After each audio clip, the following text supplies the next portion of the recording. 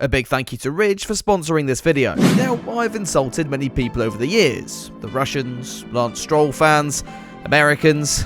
Actually, I insult Americans quite a lot. And that's funny, obviously. But it's funny because there's a lot in that country I'm actually a big fan of. Not just the food, I can see you writing your comments already. America's motorsport, for example, is about the purest form you'll find anywhere on the planet.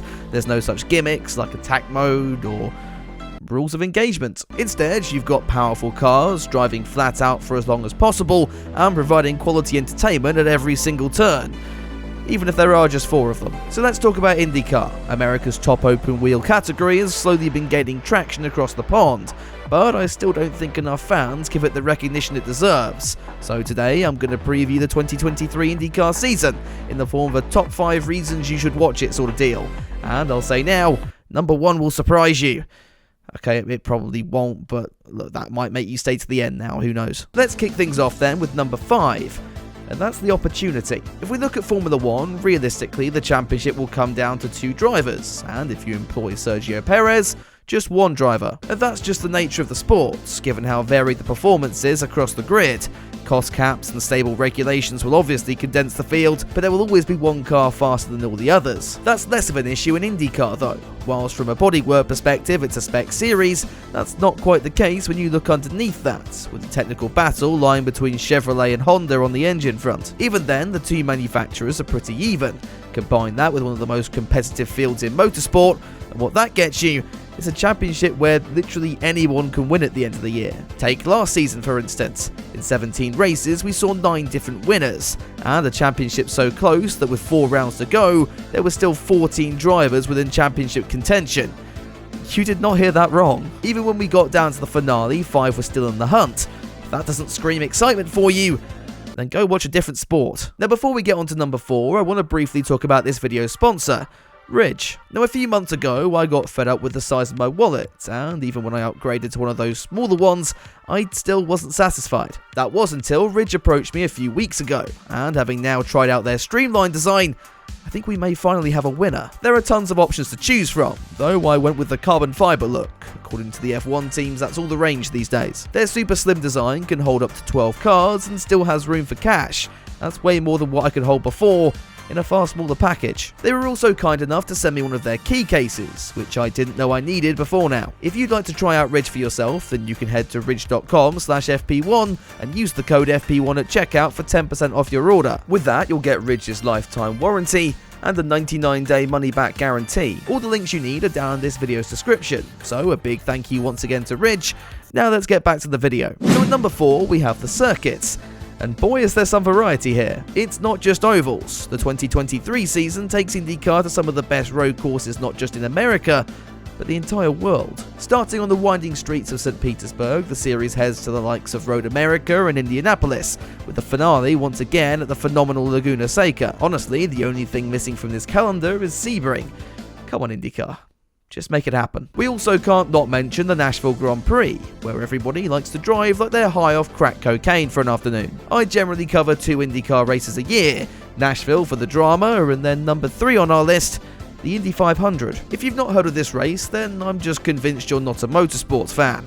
IndyCar spends the entire month of May at the most iconic oval on the planet, culminating in 200 laps of the cars going flat out, edges away from the barriers until Jimmy Johnson arrives. You might notice that the safety cars are called out for literally anything at these events, and that's because they are. That's not a bad thing though. The caution periods back up the pack and basically give us first lap drama on every single restart. It is utterly brilliant, and I prefer it to a lot of the Formula 1 events these days. So many famous names have already claimed victory at the Brickyard, and that takes us nicely on to number 2. The drivers themselves. I mentioned earlier that this is one of the most competitive grids in motorsport, and I stand by that statement. You've got a mix of IndyCar stalwarts who know the series inside out, combined with the fresh new talent making their own mark on the series.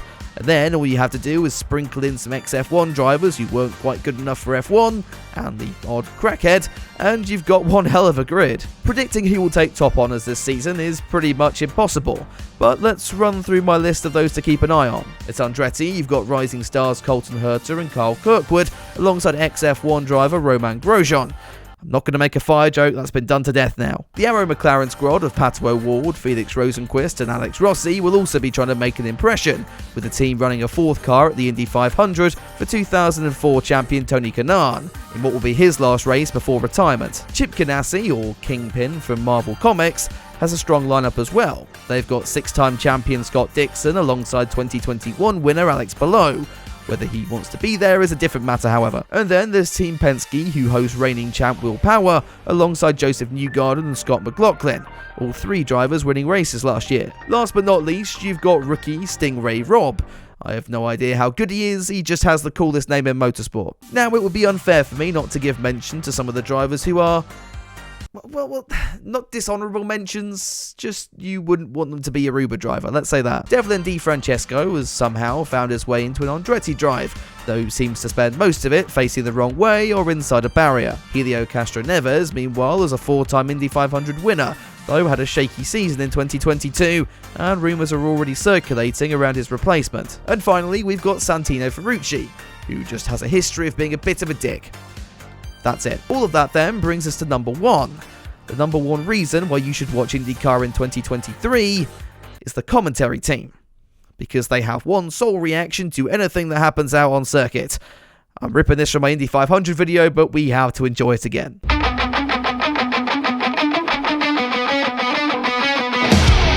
spin!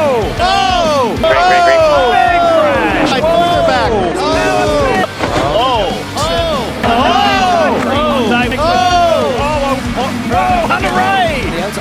Huge crash in the back. So there you have it, your 5 reasons to watch the IndyCar series in 2023. If you're unsure how to do that, then Sky Sports broadcast all of the races live on their F1 channel, and sweeten the deal by providing alternative commentary when the US broadcasters decide to advertise every 30 seconds. Let me know your predictions for the 2023 season down in the comments below, and don't forget to check out Ridge while you're at it. If you enjoyed the video, be sure to drop it a like and subscribe, and a big thank you to my patrons for supporting all the work I do. With that though, I'll see you soon with another video, and until then, have a good one.